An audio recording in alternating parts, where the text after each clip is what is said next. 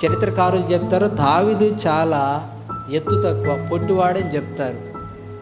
6 మూళ్ళ జానడున్న ఎత్తున్నటువంటి గొల్యాతుని ఒక చిన్న రాయి, సామాన్యమైన వడిసెలతో కొట్టినటువంటి రాయి చేత మట్టి కరిపించాడు. దేవుడు ఎంత బలాన్ని దావీదుకు అనుగ్రహించి వచ్చాడు. తర్వాత సౌలు చేత ఎంతగా హింసించబడ్డాడు, ఆ పరిస్థితులన్నిటి నుంచి కూడా తప్పించబడ్డాడు.